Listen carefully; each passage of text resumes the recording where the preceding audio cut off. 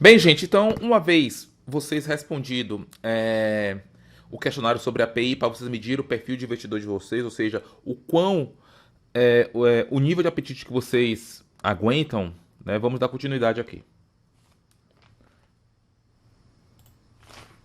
Bom, então, uma terceira etapa para a montagem da carteira de investimentos, deixa eu pegar aqui o marca-texto, é o estabelecimento de patrimônios mínimos, ou seja, reservas de emergência. Aí, o que vem a ser, então, uma reserva de emergência? A reserva de emergência corresponde a ativos que uma pessoa dispõe e que é utilizada para fazer face a gastos inesperados e não corriqueiros ou para cobrir gastos de uma pessoa quando é cometida por alguma situação atípica, desemprego, por exemplo. Então, o que é uma reserva de emergência? Como o próprio nome diz, é emergência. Ou seja, uma emergência não é algo corriqueiro, não é algo comum, não é algo típico. Então, nesse caso, quando ocorre essas atipicidades, então nós devemos ter recursos financeiros devidamente guardados, de preferência em ativos de, deixa eu pegar aqui, ativos de renda fixa. Por que de renda fixa? Porque a renda fixa, como nós vimos anteriormente, ela não sofre uma variação significativa de valor ao longo do tempo. Então, nesse sentido, a renda fixa ela é mais interessante para a composição de uma reserva de emergência. Então, como dito anteriormente, recomenda-se, né, os estudiosos, que esses ativos sejam de renda fixa em função do seu baixo risco, ou seja, a variação de valor, seja positiva, seja negativa, ela é menor se comparado com a renda variável. Bom, então nós temos alguns tipos de patrimônios, né? Então vamos falar do primeiro. Deixa eu pegar aqui. O patrimônio mínimo de sobrevivência, chamado de PMS, que seria 6 vezes os seus gastos médios, ou seja, você tem as despesas, né, suas despesas lá, né, consideradas essenciais por você, e aí você multiplica a média dessas despesas e multiplica por 6. Então, esse seria o seu patrimônio mínimo de sobrevivência. Depois teria o patrimônio mínimo recomendado para a segurança, o PMR. Esse patrimônio mínimo recomendado para a segurança seria o seguinte: se você tem um emprego estável, se você é funcionário público, enfim, seria o ideal 12 vezes os seus gastos médios mensais.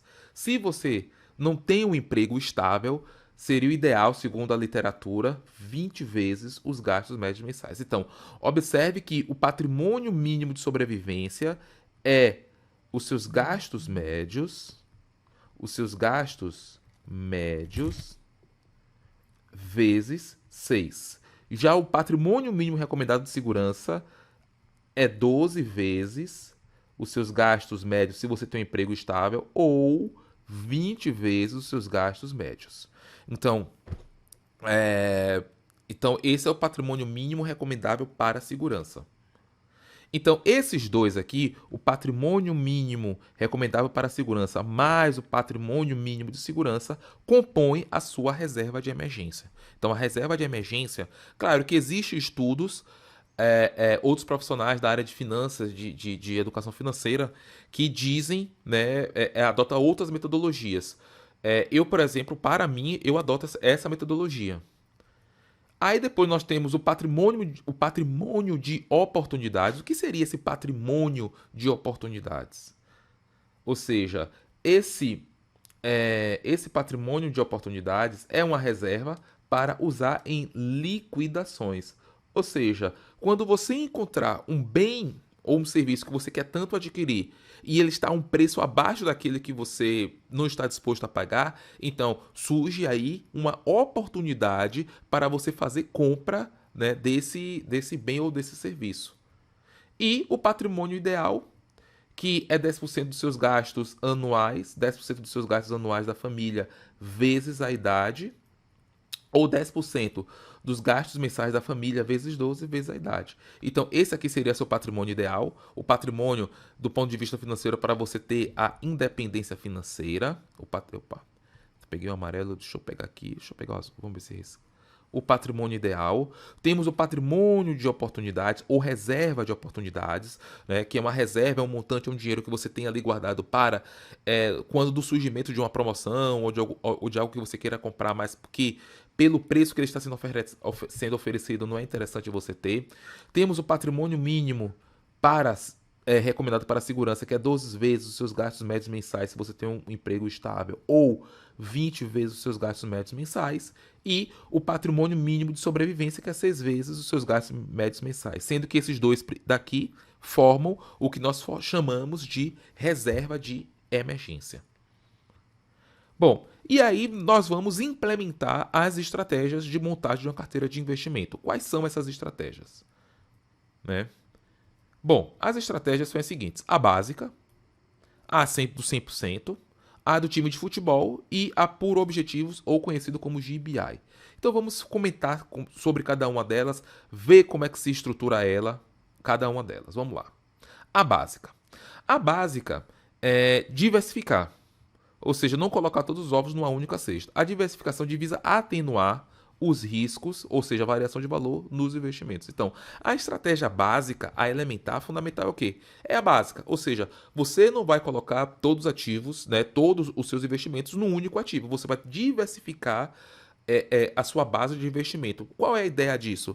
Quanto mais diversificado você tiver, consequentemente, você vai pulverizar o risco. Ou seja, você vai mitigar o risco. Agora, por outro lado, não é diversificar por diversificar. Tem que ser uma diversificação estratégica, levando em consideração seus objetivos, as suas metas, né? E levando também em consideração outras variáveis. A estratégia do 100%. Qual seria essa ideia? Consiste em diminuir a sua idade em anos completos de 100. Então, a sua idade atual seria a renda fixa, e a diferença seria em renda variável.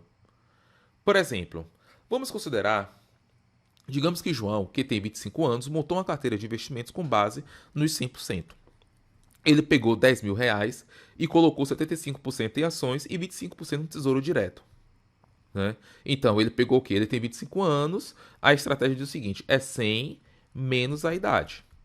Então, a diferença, né, disso aqui vai ser 75%. Ele vai botar em renda variável e 25% em renda fixa, certo?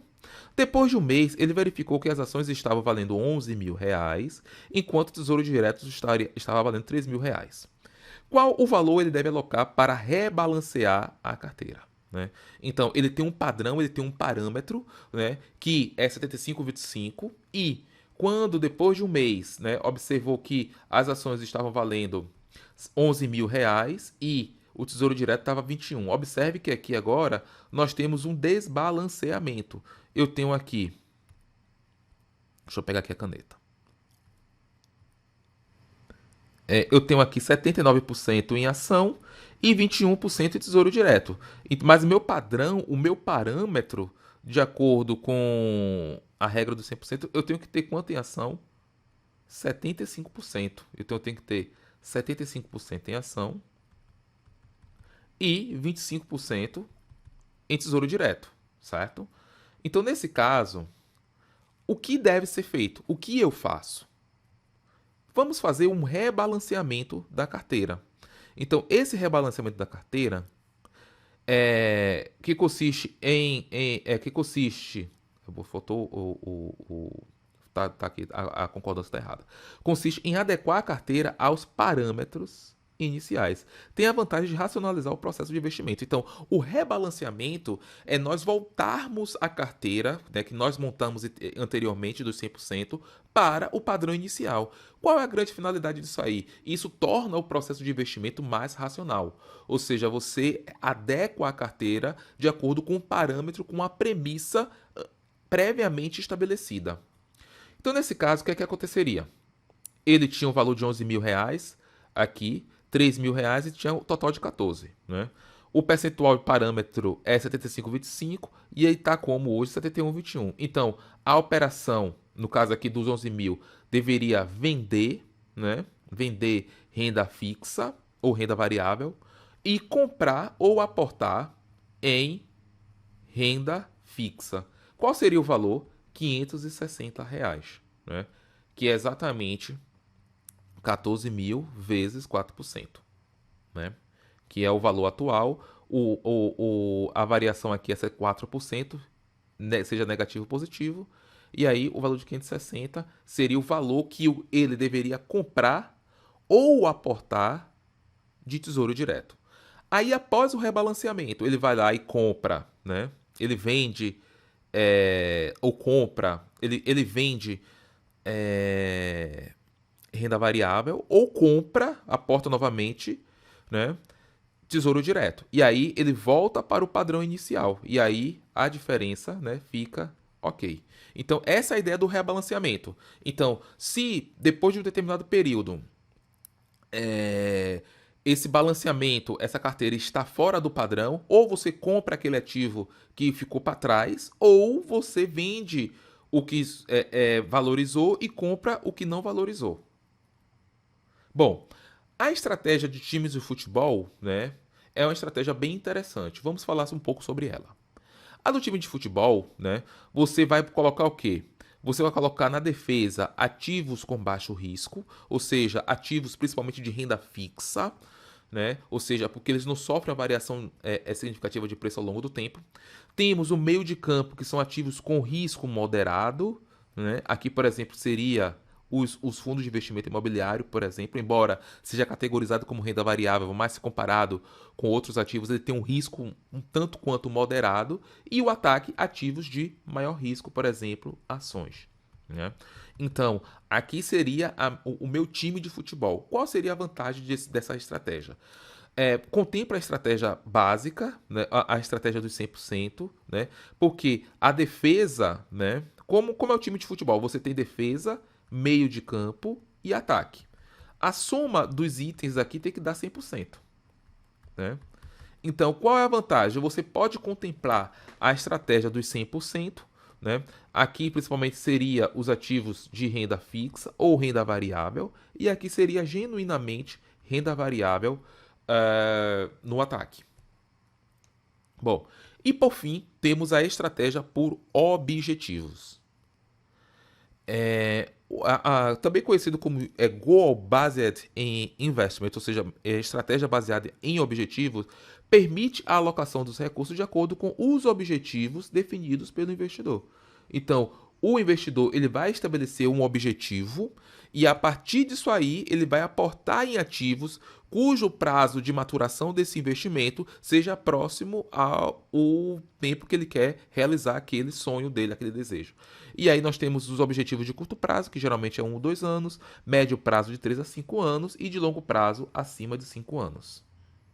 Então, a Goal Based Investment, né, você primeiro tem que estabelecer o objetivo e o prazo de maturação, né? Ou seja, se é um objetivo de curto, médio, longo prazo, e depois buscar ativos financeiros que maturem próximo a esse prazo, certo?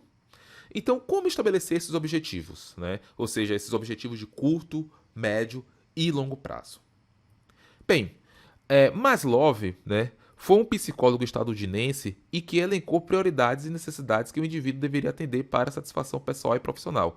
E aí depois ele botou aqui, digamos, temos as necessidades fisiológicas, depois temos a necessidade de segurança, depois de relacionamento, depois de estima e de realização profissional. Então, a pirâmide de Maslow, na verdade, ele coloca, ele elenca, ele categoriza, né, um conjunto de necessidades que um indivíduo precisa ter. Então você tem as necessidades fisiológicas em primeiro lugar, depois vem a de segurança, depois vem de relacionamento, depois de estima e quinto de realização profissional.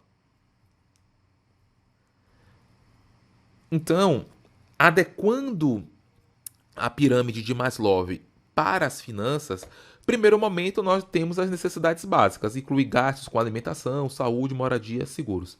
Então, na verdade, nós elencaríamos esses objetivos aqui. Então, nós teríamos ativos financeiros, né, que nos dessem isso, ou seja, que conseguíssemos atender às nossas necessidades básicas.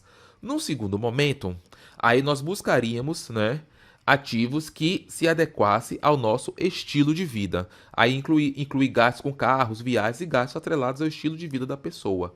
Então, seria a segunda hierarquia, né, tendo como parâmetro a pirâmide de Maslow. E, por fim, a necessidade de legado, ou seja, você deixar um legado aí para os seus pares, né? Inclui gastos de doações, ajudar a família e descendentes da família, netos, bisnetos. Então, na verdade, baseado na pirâmide de Maslow, podemos elencar os objetivos financeiros de uma pessoa através dessas dessas três hierarquias. O primeiro, que é necessidades básicas, a segunda, necessidade com estilo de vida, e a terceira, a necessidade de legado, que é para deixar, né, um patrimônio, um recurso para seus pares.